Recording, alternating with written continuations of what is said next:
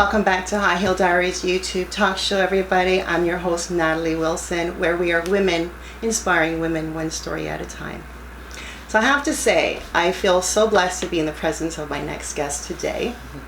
I'll introduce her formally in a moment, but Desiree and I met only a couple of years ago, but I feel so warm with her. We have such a connection, and we have a lot in common.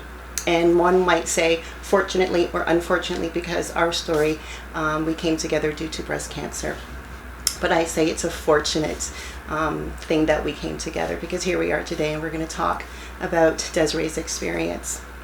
We are at different stages in our breast cancer journey, and I have to say that I wish I only had as much strength as Desiree has so early in the game. I wish I had that much strength early in my game, but it's okay nonetheless, because here I am now. So, and here we are, and I'm welcome Desiree Spencer to the show. So Miss Desiree came in with this for me today. They smell so lovely, and they got pink. Thank you so much. My pleasure. Thank you so much. Such a beautiful and oh, thanks. Absolutely. And you may or may not have known that it's my birthday on Sunday. Ooh. So 2 days from now. So perfect. Thank you. It's beautiful. I'm going to take them with me. I'm going away for the weekend, but I'm going to take them with me. Oh, that's great. So I always like to start off my interviews with icebreaker questions, right? Just to lighten it up, so that we don't go right into the hardcore nitty gritty of it. Right. So tell me, if you knew you could not fail, and there's one thing you can change in the world, what would it be? Something that comes to mind, Natalie, with respect to that is, if I could put something in place for bullying to end, right? And when I say that, I mean from cyberbullying, I mean folks that get bullied in person, from children to adults. There is a lot of hatred in this world, and I would just put an end to that, because it is horrible, and the outcomes of bullying is very sad. So sad. People commit suicide. People hurt themselves because of bullying, and it's just such a nasty, and they to me, a nasty crime. Yeah, and they think it's so innocent, some of these kids online, right? Because social media is like the biggest platform for stuff like that. It's not only like physical bullying, what we remember back in the day, right? Exactly. There's so many passive aggressive ways. That's right. And I was just about to say that I came across a post earlier this week, and it's unfortunately another pink sister, and she was sharing her story online, and there was somebody that was reading her comments, and we're just saying, you know what, you're just looking for attention, and you don't really have this illness, and you don't have this sickness, and it just really hurt my soul. Sad, and I was just like, so sad. Why do people have to be so mean, right? Oh, So, oh my gosh. I think that's something that we all experience as survivors of anything, that if we put it on a public platform, you're going to have those ones out there that are going to say things like that, right? Because why are you talking your business? Right. Why are you... Right. Because I want to get the information out there. Exactly. I want to show people that this is real life. Exactly. And what you know when you see me out on the road, you really don't know the deal. You really don't know the deal, right? So here's the real deal. That's right. That's right. Yeah, good one. If you can find out one thing about your future, what would you think it would be? You want to know. Find out one. What will it be? Yeah. What will life be for me when I declare that I'm going to live for a very long time, right? And I say that exactly. I say that because I'm a woman of God. I not only do I try to take care of my body, eat properly, but I live good with people. I live well. I treat people with respect and kindness, and I treat people the way I want to be treated, right? Absolutely. So I oftentimes, as I look at family members or elders or friends that are elderly, and I think, what is my future going to be when I get older? Am I going to be this? And especially, it's come to mind having been diagnosed with cancer, right? So, is there going to be reoccurrence? Right. Is there not going to be reoccurrence? Yes. Am I going to be the best shape and health of my life? So, I've been thinking a lot about that. And it's so true, because it certainly changes your outlook on, say you thought of life and your future a certain way. Yeah. Because you were living a certain way up until a certain point. Not that you really changed, but once you're hit with this diagnosis, your whole outlook and perspective and mindset changes. Oh, definitely changes. And that's why I always say that it never goes away. It never. Like, you're never done. No, you're not. With this breast cancer. You're not. Right? You're not. Because you're always worrying. You got to go for checkups all the time. You know, if you feel something, it's always like, is this another... That's right, exactly. Is this a cause of this? Or you feel a pain in a different part of your body? Right, so... another question. Ready? Okay. What failure have you learned from the most? Oh gosh, what failure have I learned from the most? Oh, this is a good one. This goes back to being hard on myself. I work corporately for the province of Ontario, and at one point I had taken on a job. I had no experience, Natalie, and good for you. And I went in there and I was, bold and working with the ministers and working with the premiers of Ontario, and Natalie, I failed. I know I failed not having the experience, but I learned so much, and I know, and I tell myself, God put me in that position for a reason, right? So, I guess next time you went into a job or applied for a job, exactly, I can take the learning experiences that I've gained from that job and apply it to here, which I have, have done. So I'm even in everyday life, right? So it's made me a stronger person. Failures make us stronger. How do you learn from them, right? That's right. You get up and you just go, right? I had a coworker. Actually, he was my boss. We became really good friends. Right. So I always call him coworker. He was younger than me. And he always used to say, I've never been sick. He always sounded so like nothing's ever happened to me negative. Okay. And I always just said to him, okay, Daniel, I think I told this story before. I said, mark my words. It's going to happen. And not that I wish anything bad on you. Right. But nobody goes through life unscathed. That's right. And the beauty of it is you might be down for a moment, but you usually learn from that lesson. Right? Yes. And as difficult as it could be, and you think that you're not going to come out of it, you come out of it and you come out of it better. Absolutely. Oh, and stronger. Stronger. Right. And that is the whole moral of, this story and High Heel Diaries and what we do here is to show that you can come out of it on the other side. That's right. Better, right? That's right. So. That's a great one. So I want to ask you, what is your philosophy on beauty and the correlation between one's physical and psychological being? Right. Okay. Right? Yeah. My philosophy on beauty is such a broad context in terms of people look at beauty as look at that person, or look at a human and say that person is physical. Beautiful. A physical beauty, right? Exactly. But it's more than physical. Oh, absolutely. You know what I mean? An object can be beautiful, right? Art can be beautiful, right? You may think something is beautiful. I may not think that object or that person is beautiful, right? But as long as we as a person, when it comes on to beauty, is respectful in our beliefs and our perceptions of beauty, I think that's fine. Right. So like it's further than obviously just the physical. It's how you are as a person. It's your emotional state. It's your heart state. Your mental state. Yeah. You're right. Right. Yeah. And so I really believe that you can be as beautiful as possible on the outside, and you got it ugly inside. Absolutely. And that's just ugly. Yes, exactly. And I'm not going to speak for you, Natalie, but I know I've seen that, right? Oh, where 100%. People are absolutely beautiful on the outside, but on the inside, or if they open up their mouth and the things that come out, I'm like, exactly, you're ugly. Very ugly, right? It's just like, what kind of mind do you have, right? Yeah. So that's how I look at it. Yeah. And I'll never say it to them directly. No, but that's not the kind of person, the energy I want to be around. Exactly. Right. That's right. Yeah, for sure. So growing up as a young woman, what was your relationship with your body like?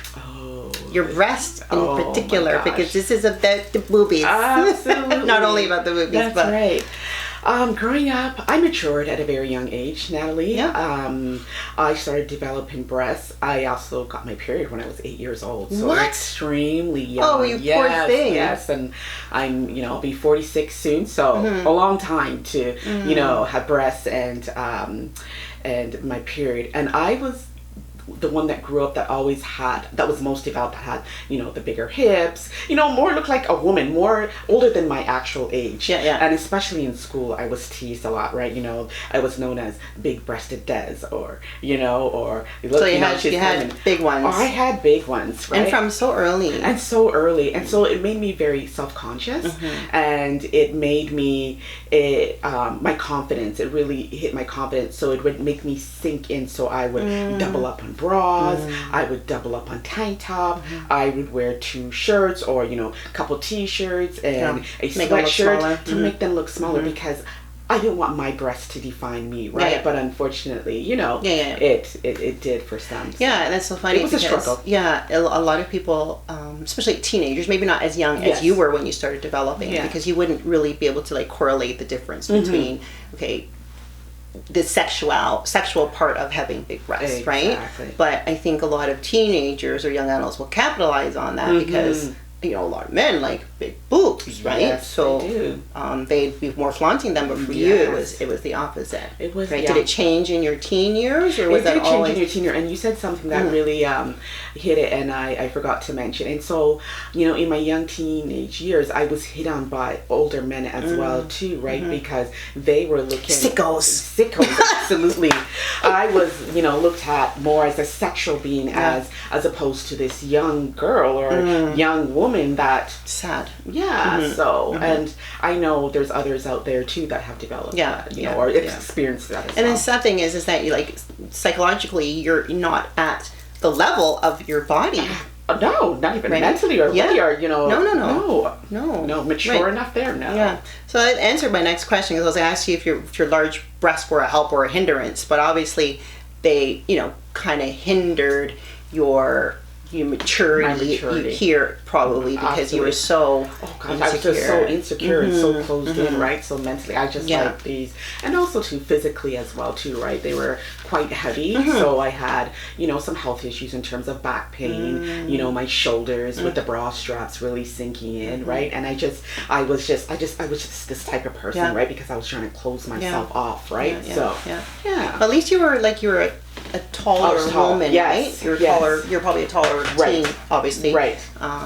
So a lot of small people with big breasts, I feel like they have a really hard time, right? Yes. All right. So talk to me about information and news that you received in 2019, which is really what brought us here today. Of course, yes, and I thank you once again, Natalie. So 2019, August 2019 into September, I was diagnosed with breast cancer, and I didn't find a lump. There was a lump that was discovered, but I was feeling these sharp pains within my left breast, right? And that's where the actual lump was. And I would routinely go for mammograms every year, because I had a breast reduction in 1996 after my first son was born, a couple months after he was born.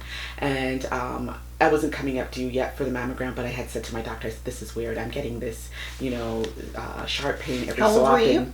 I was 44 at the time. And I said, this is weird. So she sent me off for a mammogram, and I went and got it. They called me back the next day and said, what, we'd like you to come back. We'd like to take some more images and send you for an ultrasound. So when I heard that, Natalie, I was panic stricken, because I was like, I've had a couple mammograms. This has never happened before.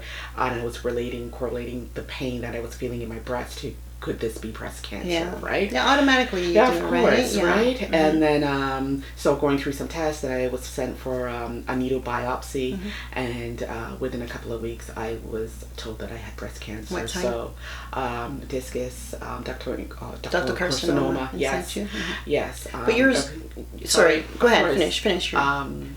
estrogen positive, yes, ER positive, yeah. And so, once I heard that diagnosis, I was numb. It was invasive. It was invasive. Right, yes, right. It was invasive. And quite invasive. It had not spread to your lymph nodes. It did. It did spread to one lymph node. So I did have surgery to remove. At the time when they did the biopsy, they thought it was just about a 2 centimeter tumor, and then come to find out, once they did the lumpectomy to remove the tumor, it was 10.5 centimeters. Oh, darn it! So what was the first thing you thought when the doctor told you what was next? And what was next? So you had the lumpectomy, you said. So what came after that? Right, I had the lumpectomy. Then I waited a couple of weeks to receive the pathology reports from the doctor, and he had confirmed that they had removed also 12 lymph nodes, and one of the lymph nodes tested had cancerous cells in there. And so, you know, he said, here's what I think you need to have done was chemotherapy, followed by surgery to remove a mastectomy. So to remove the one breast he was talking, just the cancerous breast. Right. That's what he wanted to do. That's what he wanted to do, right? And then followed by radiation. So I said, okay. And I said, we're going to do this, right? So your mindset was like, okay, let's go. Absolutely. Whatever we got to do to take care of this, let's do this. Scary. Let's do this. So, okay, so a mastectomy. And tell me, what was your mindset on why we're here talking today about what you chose to do? Yes. What you chose to do something, I wouldn't say so unconventional, because in my research I'm finding that it's a choice a lot of women actually make. Tell me your story. Yes. So yes, you're right, Natalie. The doctor had indicated, you know, we'll remove the one breast. And I said to him right away, actually, I'm like, no, I would like both. I would like both. So he didn't suggest both? No, at first. He said one, and you said you wanted both. Yes, and I wanted both, right? And he said, okay, you know what? I'm going to send you off to an oncologist. You know, discuss plan, and then we'll go from there. So, of course, I saw the oncologist and told her right away that I'm interested in removing both breasts, right? One, you see that I'm big breasted, so I can't be walking around with one breast gone and one big, just wouldn't feel right.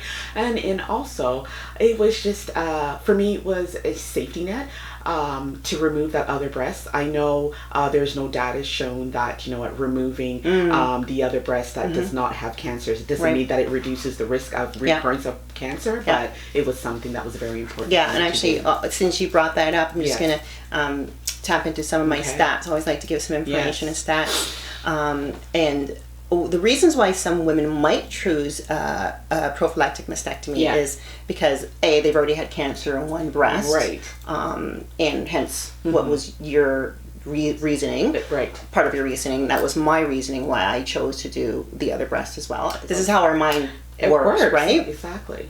Or you've had a family history of breast cancer, right? And for a lot of, there's a race, Jewish race, Ashkenazi Jews, and they have a high chance of having a hereditary breast cancer. So a lot of women in that race often opt before they even know that they have cancer just to remove both breasts or their ovaries. Or you have a positive result from gene testing. So a lot of women will have gene testing because some of their other family members, their grandmother or mother, have had it, and they come to find that, you know, they're positive for the BRCA1 or 2 gene, and so they opt to get it. Another thing I found is that if you've had radiation therapy between the ages of 10 and 30, that you have an increased risk of developing breast cancer. I didn't know that. Hence, when you go to the dentist, they put that, yes. Okay. So you chose to have your bilateral mastectomy. Apart from you having buxom breasts, being heavy, and then now losing a breast and having one, you know, really big breast and one nothing, and reconstructing. Right? Because yes, you reconstruct, but what was the likelihood of you matching the other side? Exactly, very unlikely. So tell me, were there any other reasons? The other reasons was just the fear of reoccurrence, Natalie. The fear of reoccurrence, and knowing that I'm married, I have children, and I was just like, you know what? One, you know, they already found cancer in one. Who's to say that cancer, you know, may not come back in the other, right? So it was just a fear of reoccurrence for me. And I'm just letting my audience know that we have so much to talk about surrounding your story, and we're going to come back with Des another day for another interview, and we're going to have a surprise guest along with Des in another interview. So there's some things that we're not going to cover today because they're a whole topic, a whole interview. So we're going to talk today about losing these I like to call them Buxom breasts. Right? So the title of this episode is Buxom to Breastless, as you know. And you know, I just love that you smile through everything. I love that. That's what got me through, Natalie. I love just that smiling it through and just like, I'm just going to tough this out. And, but I naturally just smile all the time anyway. So why should this be a moment of difference, right? So thank you for. So how did your doctor? I know your doctor sent you to see an oncologist, but how were those doctors responding to you with regards to your request to have a prophylactic mastectomy? When I spoke with my oncologist, she was fine. She's like, okay, if this is something that you want to do, then absolutely. I have a surgeon in mind that I can send you to. And when I met with the surgeon, it was a bit of a battle with the surgeon. Right away, she was trying to deter me from actually going through with removing the other breast. Yeah, because they say it's unnecessary, right? Because they're not thinking like how we're thinking, but they're saying you're putting your body through undue stress. Yes. Unnecessary additional pain. You're right. Exactly. There's nothing saying that it's going to come back and come on the other side. Exactly. So like, why? So why? What is the problem, right? Yes, and those were all the same sort of reasons that she gave me as well. And I was just adamant, just like you, Natalie. And I said, no, I want the other breast body, removed. You know what you want, right? And you know what? It did take a bit of time, but she did come around in agreement with me, and I said, doctor, look at these breasts. Look how big they are, right? Can you see me? And it was right around the time of COVID. So this was I had the bilateral mastectomy April 30th, 2020. So last year, right? So it was right just around before the time when everything was like yes, right. And she said things are shutting down. We're having to put surgeries on hold, right? So she said, I can't guarantee you, but this is something that we're going to have to take to the physician's board. Yes. And I did appreciate that. She said, I'm going to fight this one for you because you are adamant to have both of them removed. It's good to know that doctors don't make decisions lightly. Exactly. And a good doctor won't. Like, they sit on a panel with other surgeons, with oncologists, with a ton of other doctors in order to come to a plan for you. And I really love that. Yes. And if you don't feel comfortable and you don't, if your doctor's not doing that, ask those questions. Ask if they are. And make sure that they're not just willy-nilly making a decision for you. That's right. That they're, because, I mean, I don't think one doctor really wants to take one patient's life into their hands. They sit on this board with a bunch of doctors, so they come to a consensus about what's the proper treatment plan for you. Yeah. And in my experience, that's what they've done, and I was always really happy with that. Right. Because I know that it's not just the one doctor making a decision, that they're getting the advice from around the table, right? Other experts and yes. So you told me about your full treatment plan. So where are you now? Well, I'm glad to say that I've completed my treatment, and that includes. Okay, so I'm sorry. I'm looking at your chest right now. Tell me, do you have nothing? I have nothing on. You look fabulous. I've never. You are one of many people that tell me that if you never told me that you're not wearing a bra, or you don't have, I can't look at her chest. Yes. Yeah. Yes, I've completed all my treatments, including chemo and radiation, and I'm on some hormone therapy because what's it called? Taxol. It's a medication, and that's to suppress the estrogen in my body. I was on tamoxifen. Right. How long will you be on that? I'm sorry, it is tamoxifen. Oh, yes, okay. Taxol was, my chemo treatment, so tamoxifen. So that, unfortunately, I'll have to be on for 10 years. Yeah. I was on it for 5. Were you on for 5? Yeah. Back then it was 5. Well, and it's funny you say that because my oncologist started with 5 years, right? But then she said, no, we'll have to put you on for 10. Well, once we get to the 5-year mark, then we can reassess and check. So, you know what? I look at it as if this is what's going to continue to help to save me and reduce the reoccurrence, then I'm okay. There are some side effects with it, but, like hot flashes. I was like this early in the game. So in 2008, so between 2008, 9, 10, 11, 12, 13, I was on tamoxifen. Okay. So I was a beauty consultant for Dior Cosmetics. Right. And so a lot of the women at the other counters were, some of them were mature. Right. I at that time was 35. Okay. So I shouldn't have been going through hot flashes and stuff like that, but the tamoxifen puts you into menopausal symptoms. Absolutely. Right? My period didn't stop, so that wasn't one of the things. But I was fanning myself like they were. We had the fans on the counter. We were talking to each other like this all the time. They're like, what's wrong with you? I'm like, I know what you're going through. I'm going through it right now. Why? Because, right? And you tell your story and share parts. Yeah. And the emotion. Oh, it's an emotional roller coaster ride. Oh, boy. So I want to share a little bit of information here again. This is a report from Stat Online magazine. It's a report by Catherine Caruso it's 2017, but it's titled "Why are a growing number of women with breast cancer choosing a double mastectomy?" Yeah. And they were saying that there's a treatment. They're talking about their treatment trends. Right. They said in the last 10 to 15 years, this is back from 2017, that even women who are eligible for lumpectomies, and the doctor says that is the proper treatment plan for them, they instead are asking for a bilateral mastectomy, not even single. Oh, okay. So doctors were, and that's why I said it's not so unconventional. At first I thought it was, and that I was a pioneer. I was the first person to ask for one. No, joking.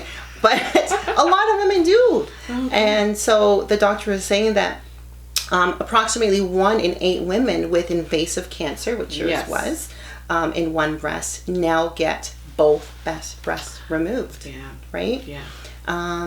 That tends to be a procedure that is associated with women, and this is a stat, not my point of view, who are younger, who are Caucasian, and who are highly educated compared to their counterparts. Right. So they also say that having a double mastectomy instead of a lumpectomy does not make a woman less likely to die from breast cancer, which we know. Yeah. There's no data that removing the other breast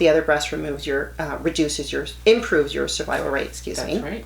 Yeah. It's a big surgery that does not increase survival, and so many surgeons don't necessarily think it's a trend to follow. Yeah. Or that it's a positive one. While a double mastectomy is a bigger surgery that doesn't increase survival, it also doesn't decrease survival and comes with very acceptable surgical risk for healthy women. Yes. So that means that most surgeons, although they don't think it's a good idea, they're not fighting women on it. Right. Yeah. If that's what you want, then if that's what you want, right? So tell me, I know you, again, we always appear to be so strong, so positive. Yeah. And knowing you, I believe that how you are now is probably how you are most of the time. Yeah. But that being said, as strong as we women tend to be, we all have our weak moments. Yeah. We all have our down times. Yes, definitely. Did you mourn your breast? Did you mourn losing them? I did a bit, Natalie. I did. Being big-breasted all my life, and as we talked about earlier in the interview, developing breasts at such a young age, although they were big, but as I got into my adult years, I came to be more confident and love myself more and love me for who I am, right with my breasts. But when I got that cancer diagnosis, I put on the gloves and said, I got to do what I have to do, right? And if that includes a mastectomy, I'm gonna go ahead. Yeah, and I love that picture you had with those boxing gloves. Oh, the boxing! That is so strong. That was so strong. That says it all. Yeah, you're like, let's go. Let's just go, right? Let's do this. And but I won't lie. The night before my mastectomy, I cried a bit, right? Because I looked in the mirror, and of course I took some before pictures, and I said, wow, tomorrow I'm not gonna have any breasts. Oh my goodness, what is this? So I did cry a bit, but I'm very happy for the decision that I made, and you know what? I'm here today, and I'm loving it. And they did both at one time? They did both at one time, yes, they did, Yeah, they did mine at different times. Oh, did they? They just said they just wanted to deal with the problem breast first. Oh. They didn't want to, they wanted to take care of it, and then once that's done, then we'll go on to the next. Hence why I had so many multiple surgeries. Right. So so of course, coming from heavy, I never really had heavy boobs. Yeah, lucky you, girl. I didn't. I had really small pancakes. Right, lucky you. I was always willing to give some away. So on your bad days, how do you rise out of that darkness? Oh gosh. I do a lot of journaling. I do a lot of self-reflection. when things are bothering me, anybody that knows me, I'm quiet, right? So, or I'm not smiling as much, right? Because I'm known to, Des is always smiling, right? A nickname that people, especially in corporate, has me as sunshine, because Des is always smiling. So when Des is not smiling, what's going on, right? So I found ways to cope, and that's like I said, journaling, you know what, reading my Bible, you know what, spending time with, you know, the Father above, and praying, and I have a really great life partner, my husband, you know, that I can turn to, but there are times where I just want to be left alone. I just want to be left with my thoughts. And nothing's wrong with that. And there's nothing wrong with that, right? I've had moments where I've cried, right? And I've made an extra effort, even more so now, because I did it before, Natalie. I was putting everything and everyone before me and not giving myself enough self-care, right? So I make that a priority now, and I make sure I get up early in the morning before everybody's out, and I go out for my exercise, and I go for a 5K walk or run with a friend of mine, and we do it. And I said, this is my time. This is how I'm coping with it. Unless you're good, ain't nobody gonna be good. Thank you for that. Yes. If mama ain't right, ain't nobody gonna be exactly. And I think our viewers can relate to that. Oh yes, so true. And that is the whole premise of the walk a mile in my shoes. Yes. The High Heel Diaries walk that I do every year is that, you know, we women tend to be so strong, take care of our businesses, our children, our homes, our husbands, all that stuff. Right.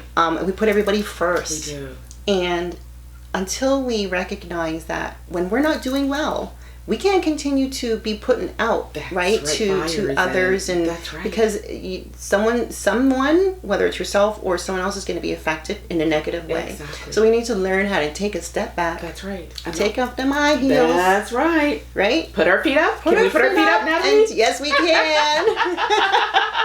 Put our feet up and take a break. Right. And then when you're good again, then you can get up and you can help again. Right. Because only then can you truly give your full, your 100%. Yes, exactly. Just take that deep breath and I said in the beginning that I see in you, and I truly see it, that you're early in this diagnosis. You are, and I was going to touch on that. And sorry, I am. Yeah. And you appear to be doing well with it. I don't know that if I could have been speaking so clearly and so strongly about, and so truthfully about my diagnosis so early in it. It dawned on me, and I think I probably blocked it out, that in 2012 I had a nervous breakdown. And I don't talk about it because I think I truly block it out. Wow, you just you just hit a nerve. Yeah. You just hit a nerve there, and I would love to talk on that a little bit more. We may not have time today, Natalie, but it's to the point now. These days, I feel like I'm gonna hit a nervous breakdown. I've had survivor's remorse at times. I still feel I'm healing and I'm going through it, but I'm trying to be the best for everybody. Right? So I'm having those conversations with my husband, and I haven't said it to him yet. But I feel like, thank you, I appreciate it. So thank you for sharing that, because and it's okay. It's where we go through all these emotions, and that's why I said to you, as much as you appear to be strong, you have those moments, and I know everybody does. Absolutely. And you're allowed to, and it's okay to. Right? Because you have to go through it to get to that place eventually where you're like, you know what, I've been through this. I know I'm still going through it, but the roughest patch is over. Exactly. And survivor's remorse is so real. And this is why I love talking with women, because just even the tears are so important to shed, or so important to share. It's so important to show others that we are not these superhuman beings, right? That's so true. So on that note, before I go into some other stats, I want you, actually, you know what? Let's do it this way. Because I want that to be a closing. So from Sunnybook Health Sciences Center, there's some frequently asked questions. So a lot of women might be having these same questions. Yeah. So I'm going to read you these questions and answers. Are there any risks to having surgery to remove a healthy breast? There are risks for every surgery. In every case, there is a balance between whether the risk of surgery outweighs the benefits of having surgery. Cancer risks. Right. The removal of both breasts could mean it will take more time to get chemotherapy or radiation therapy if there are complications with healing and recovering from the surgery. Right. Risk of surgery. Removing 2 breasts instead of 1 breast is a large surgery that has twice the complications, including bleeding, infection, wound healing problems. Oh, someone's at my door. They will have to wait. We're in a conversation. Patients who have both breasts removed are at higher risk for post-mastectomy pain syndrome, which can mean pain for many years. This may mean that you have to take pain medication permanently. So another woman asks, another question. If I have breast cancer in one breast, does it mean I will get it in the other? The big question. Right. No is the answer. The evidence tells us that women who are at low or average risk for breast cancer have a 5% chance of getting a new breast cancer over 10 years. Okay. So it's still pretty low. Yeah. Does breast cancer spread from one breast to the other? No. Breast cancer does not spread from one breast to the other. If it spreads, it usually goes to the lymph nodes. Okay. For example, a right breast cancer spreads to lymph nodes on the right side. Right. Okay. I'm not paying attention. It's okay. It's hot in here. It is. Will a contralateral prophylactic mastectomy, or CPM, lower any risk of the breast cancer spreading to other parts of my body? No. Having your healthy breast removed will not lower the chances of the original breast cancer spreading to other parts of your body. Right. Why do women with breast cancer in one breast decide to get both breasts removed? Great question. Yeah. It's good. These are really good frequently asked questions. The research tells us that many women believe having surgery to remove the healthy breast will improve their chances of living longer or will stop the spread of cancer to the other breast. Right. There's no evidence to support this. So it's really got to be just make educated Exactly. I was going to say the education. That's right. It's so key and important. Yeah. So how do I know what my risk of getting breast cancer in a healthy breast is? Women are at high risk of new cancer in their other breasts if they are carriers of the BRCA1 or BRCA2 gene mutation, BRCA1 or BRCA2. If you have, I'm not going to give too much details about that because it's a lengthy explanation about what that gene actually is, but you can maybe do your own research. I always like to say this, which I should have said it earlier, but I always tell my viewers that the opinions and views and information, the opinions are coming from us, personally. Yes. Our views, our takes on our situation. The stats that I give are coming from resources that I found online. They're not coming from me. Don't use any of this information to self-diagnose. Always go to the doctor if you feel something, if you feel a way. Please do not diagnose yourself by any of the information that you're hearing on this interview. Just use this information to help you along. How do I know what my risk of getting breast cancer? Just the BRCA. If you have a strong family history of breast cancer and or ovarian cancer, you can speak with a genetic counselor about your risk of having the BRCA or BRCA1 or 2 gene mutation.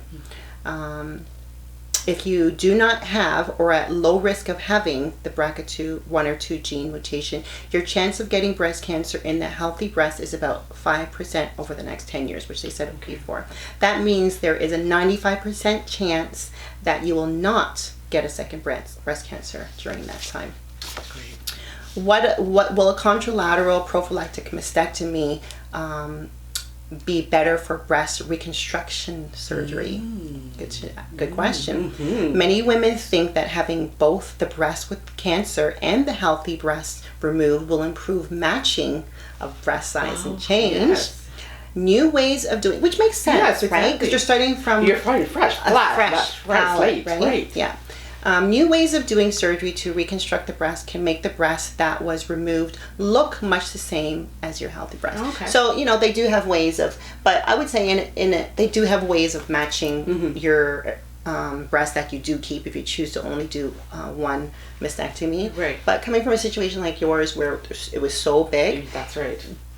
They would have to do a lot to get it there. Oh, they would. Yeah, I don't think it would ever be the same. And you'd be taking from a lot from a different part of your body, that like the DF surgeries, in order to match that, and multiple fat grafting and implant. I'm telling you, it is. It's quite complex, Natalie, because I did see a plastic surgeon, and she did go through all that, and she said if we were to try to match, it just would never be the same because you don't have enough fat tissue in the areas that we would take from to be able to, right? So great points there. So last question: if I had an MRI and it shows some areas of concern in the healthy breast, should I get prophylactic mastectomy? It says, you may have an appointment. You may have an appointment where the breast is examined by your healthcare provider, as well as another MRI, which will tell us whether there is a change in the area of concern. So I guess what they're saying is they'll watch it. Right. Yeah? Yeah. Before you choose to go drastic. Sure. Some really good questions. Yeah. So what I want from you is to look into the camera. I always ask my guests to do this. And for a woman that might be considering removing both their breasts, that's maybe new to the game or in the middle of it, and might be considering removing both their breasts, doing it prophylactically, or even just one mastectomy. What piece of advice can you give now that you've done it? Yeah. And you know how you feel about where you are emotionally and physically. Sure. Like, I mean, I know you're not here to sway anybody one way or the other, but one piece of advice to help them to make the right decision. Exactly. That's an excellent question, Natalie. The first thing I would do is listen to you. You know your body, and you heard Natalie and I speak about that before, that we as women, or women get diagnosed with breast cancer, and men do too as well, right? But there are different types of breast cancer, and no two journeys are the same. So Natalie's journey is different from mine. Mine is different from Natalie's, right? But one of the things that I did to help me, for things to be a bit smoother, was I did a lot of research. What I learned throughout this process and this journey is you really have to advocate for yourself. Ask the questions, ask the hard questions, ask the tough questions to your physician care team, and do the homework, and take some time. Don't feel that you have to make drastic decisions. So if a physician says, you know what, they'll share the results with you and say, okay, we need to know by next week, or have you take the time that you need, right? Because it's life altering. This is life altering. This is life changing, right? And so really, if I can just ask, really do your due diligence and research before making decisions. And you know what, there are so many resources out there. You know what Natalie has is amazing, where she speaks to other women, she imparts and shares her experience. I'm sharing my experience. There are on the social platforms, Facebook, Instagram, what have you. You know what, you can hear so many stories, right? But if a woman is thinking of doing reconstructive surgery, there are some myths out there. There are some information where I've had bad experience of having reconstructive surgery, so guess what, I wouldn't do it again, or I wouldn't advise other women to. You still have to do your own due diligence. You still have to make what is the right decision for you. And the same goes if you want to remain, breastless, flat, like myself, right? So, again, I would just say, do what is right for you. It's been an emotional roller coaster ride.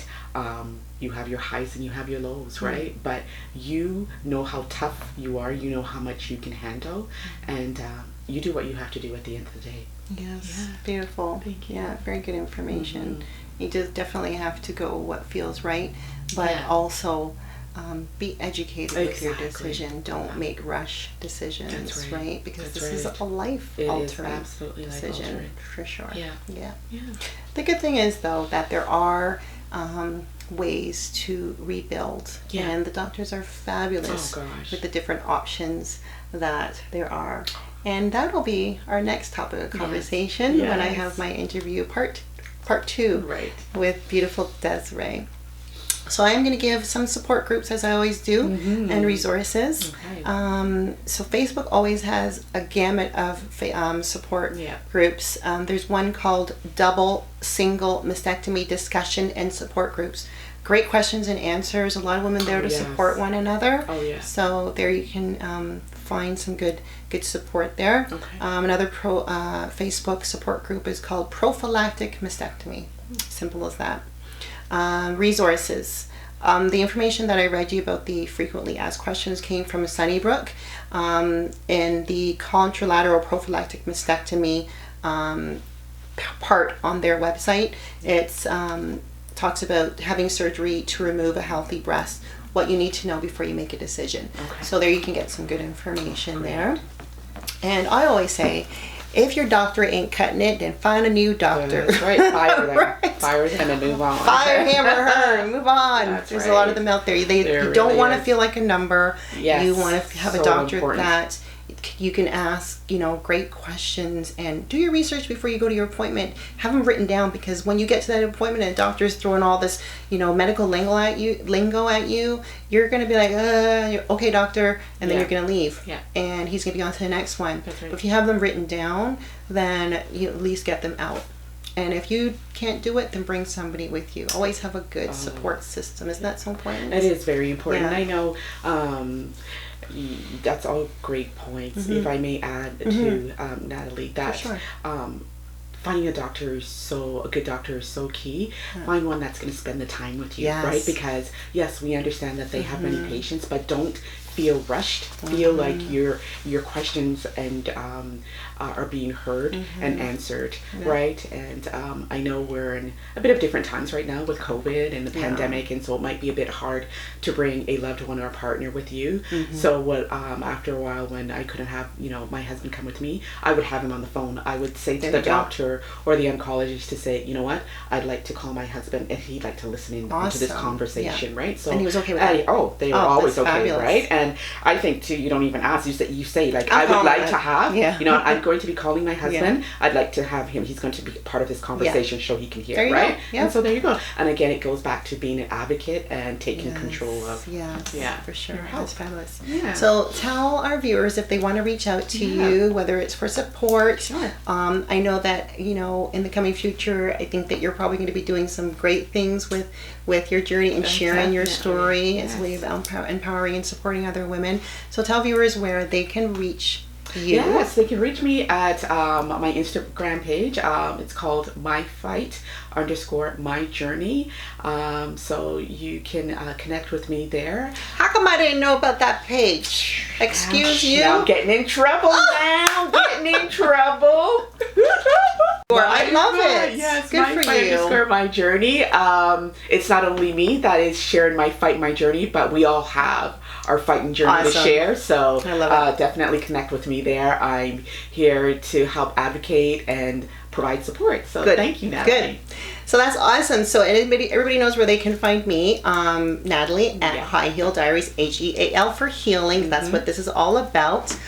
Please like and subscribe and share this video. This video, all my videos are so very, very, very dear to me. Yes. But anything to do with breast cancer, and it touches me so deeply. You know that. So I'm on Facebook, obviously Instagram, YouTube, Twitter, and LinkedIn. You can find me too. And stay tuned for more coming from High Heel Diaries. The Walk a Mile in My Shoes is going to be in August, so you'll see all that on my Instagram page. You'll find all that information there. Thank you so much for being here. Thank you for sharing. Thank you for listening to us be sad and happy and all that. We are women inspiring women, one story at a time.